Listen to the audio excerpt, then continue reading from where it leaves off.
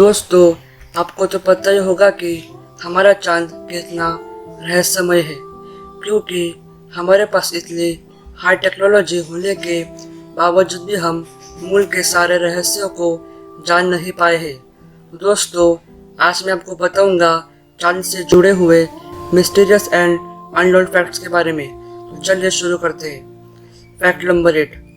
दोस्तों, क्या आपको पता है कि आज तक कोई भी साइंटिस्ट नहीं प्रूव कर पाए हैं कि मून हमारा या किसी और ग्रह का नेचुरल सैटेलाइट है, क्योंकि बहुत साइंटिस्ट मानते हैं कि किसी और ग्रह के एलियंस ने पृथ्वी पर जीवन के निर्माण के लिए अपने ग्रह का मूल पृथ्वी को दे दिया और वो एलियंस बीच बीच में पृथ्वी पर आते रहते हैं अपने क्रिएशन यानी मूल को देखने के लिए।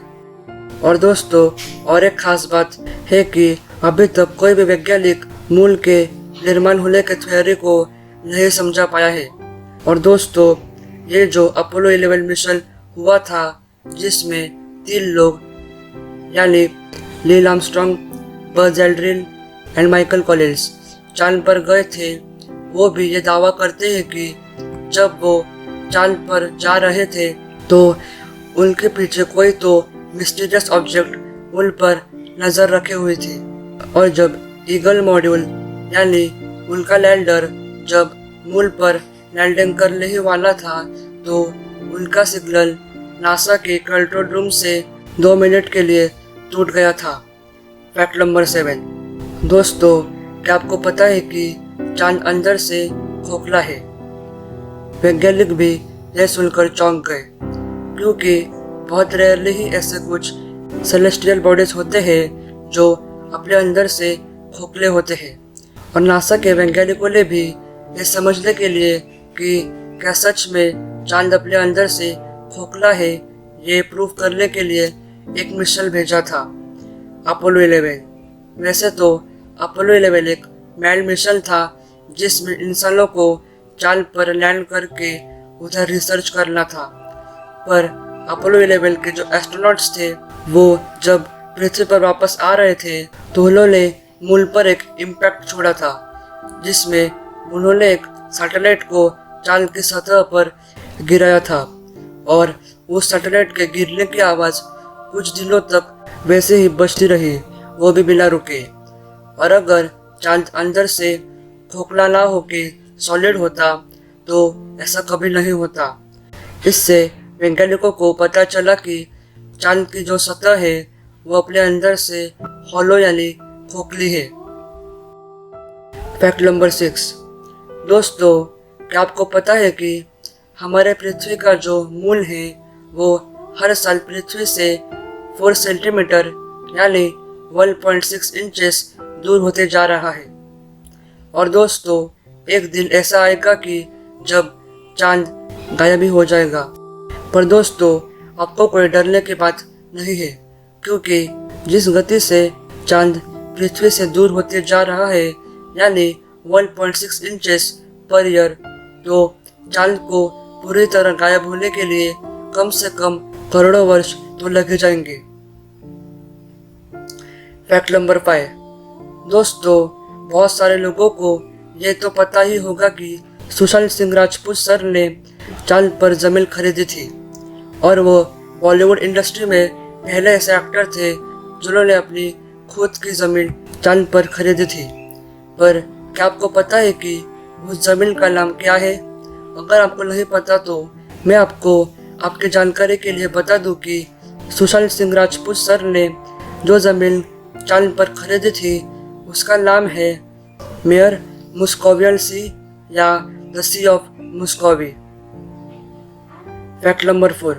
दोस्तों, क्या आपको पता है कि जैसे अर्थ पर अर्थक्वेक्स होते हैं वैसे ही मून पर भी अर्थक्वेक्स होते हैं, पर इन मून पर होने वाले क्वेक्स को हम मून क्वेक्स बोलते हैं। और ये मून क्वेक्स घंटों तक चलते ही रहते हैं। और वही पृथ्वी पर जो अर्थक्वेक्स होते हैं वो कुछ ही मिनटों के लिए होते हैं, पर मून के जो मून क्वेक्स होते हैं वो पृथ्वी के अर्थक्वेक्स के कंपैरिजन में बहुत कम डैमेज देने वाले होते हैं।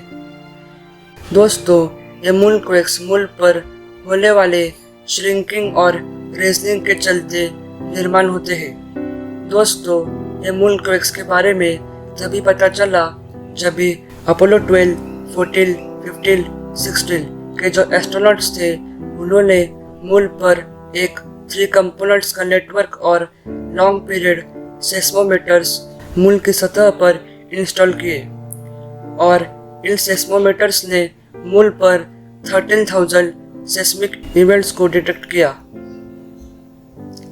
Fact number 3। दोस्तों, अभी बहुत लोगों को एक सवाल रहता है कि आखिर मून का जो सरफेस है वो कौन से रंग का है, आखिर वो ग्रे, वाइट या ब्लैक है।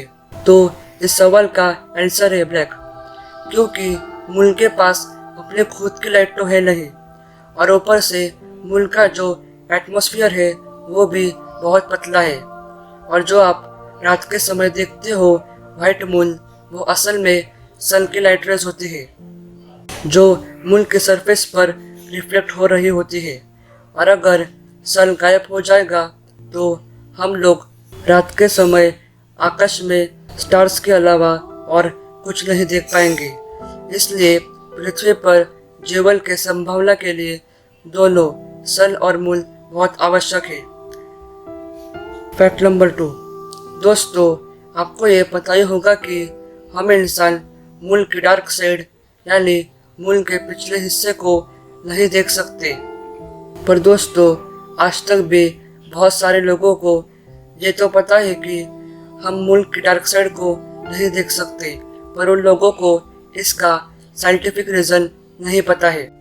पर दोस्तों, चिंता की कोई बात नहीं है, क्योंकि मैं आपको अभी इसका रीज़न बताता हूँ। तो दोस्तों, इसका एक सिंपल रीज़न है कि मून की जो एक्सिस पर रोटेट करने की स्पीड है वो उसके रिवॉल्विंग यानी ऑर्बिटिंग स्पीड से सेम ही है।